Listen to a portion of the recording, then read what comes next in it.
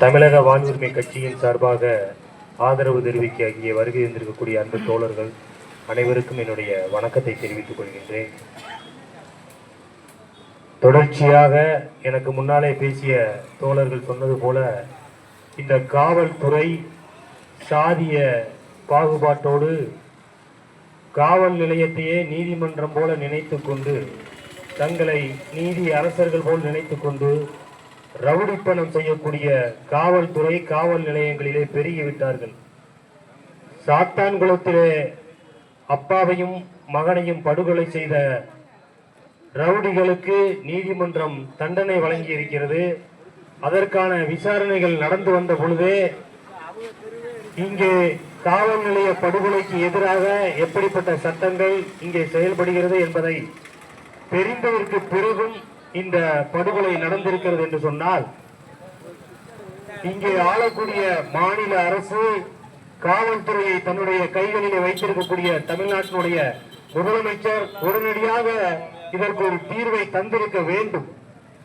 தேர்தல் நேரம் தமிழ்நாட்டிலே அரசியலிலே வலிமையான ஆதிக்கம் செலுத்தக்கூடிய ஜாதியை சேர்ந்தவனுடைய படுகொலை என்றால் தேர்தலுக்கு முன்பாகவே இதற்கு ஒரு விசாரணையை நடத்தி இந்த படுகொலைக்கான நீதி கிடைத்திருக்கும்.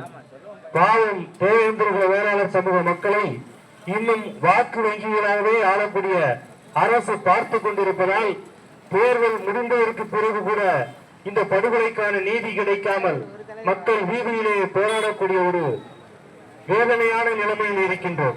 என் அன்பிற்குரிய தேவேந்திர சமூக மக்களே, நாம் எடுக்க வேண்டிய ஆயுதம் என்ன என்பதை எதிரிதான் தீர்மானிக்கிறான் என்று சொல்வார்கள். நமக்கு 20 ஆண்டுகளுக்கு முன்னாலே நம்முடைய சமூகத்தில் உருவாகிய தலைவர்கள் வழக்கு வம்பு சிறை என்று அனுபவித்ததற்கு பிறகு நம்முடைய இளைஞர்கள் படிக்க வேண்டும் என்று சொன்னார்கள். நம்முடைய சமூகத்தினுடைய இளைஞர்கள் படிக்க வேண்டும் என்று வந்ததை ஏற்றுக்கொள்ள முடியாத ஆதிக்க திமிர் பிடித்த சமூகம்தான் இன்றைக்கு நம்முடைய இளைஞர்களை படுகொலை செய்து கொண்டிருக்கின்றது. குற்றவாளியாக திருடர்களாக இங்கே பணியை சுமத்தி அவர்களை படுகொலை செய்து கொண்டிருக்கிறது என்பதை நாம் உணர வேண்டும். கல்விதான் மிகப்பெரிய ஒரு ஆயுதம்.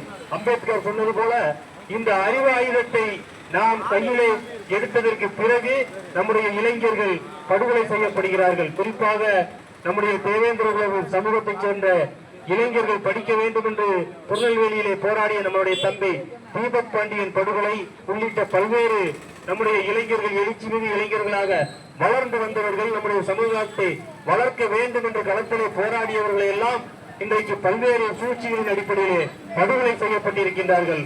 அப்படி படுகொலையினுடைய ஒரு அடிப்படையில் தான் இந்த காவல்துறையினுடைய படுகொலையும் நடந்திருக்கிறது. எனவே இப்ப இந்த படுகொலைக்கு நீதி வேண்டி தமிழக வாழ்வுரிமை கட்சியினுடைய தலைவர் முத்தமிழன் வேல்முருகன் அவர்கள் இன்னும் சில மணித்துளிகளில் இங்கே வந்து குரலற்ற மக்களுடைய குரலாக தமிழ்நாடு முழுவதும் பேசக்கூடிய அண்ணன் வேல்முருகன் இந்த குரலற்ற சமூகமாக இருக்கக்கூடிய தேவேந்திர வேளாளர் சமூகத்தைச் சேர்ந்த தம்பி ஆகாசனுடைய இந்த படுகொலைக்கு நீதி கிடைக்க வேண்டும். இல்லை என்றால் தமிழக வாழ்வுரிமை கட்சி தமிழ்நாடு முழுவதும் இந்த படுகொலைக்கான நீதி வேண்டிய போராட்டத்தை முன்னெடுக்கும் என்பதை தெரிவிப்பதற்காக இந்த குடும்பத்திற்கு ஆறுதல் சொல்வதற்காகவும் தலைவர் அவர்கள் சில மணித்துளிகளிலே இங்கே வரவிருக்கின்றார்கள். இந்த நிலையில் தொடர்ச்சியாக இந்த சமூக இளைஞர்கள் படுகொலை செய்யப்படுவதும் இந்த படுகொலை செய்யப்பட்டு 2 மாதங்கள் ஆனதற்கு பிறகும் இது தொடர்பாக எந்த விதமான ஒரு முயற்சியும் எடுக்காத இந்த அரசு இந்த காவல்துறையை தமிழக வாழ்வுரிமை கட்சியின் சார்பாக மிக வன்மையாக கண்டிக்கின்றோம். இத்தோடு இந்த படுகொலைக்கான ஒரு முடிவு கிடைக்கவில்லை என்று சொன்னால் தமிழ்நாடு முழுவதும் மிகப்பெரிய ஒரு போராட்டம் தமிழ்நாடு காவல்துறைக்கு எதிராக, அந்த காவல்துறையை கையிலே வைத்திருக்கக்கூடிய மாநில முதலமைச்சருக்கு எதிராக திசை திரும்பும், மாறும், வெடிக்கும் என்பதை இந்த நேரத்தில் தெரிவித்து விடைபெறுகிறேன். நன்றி.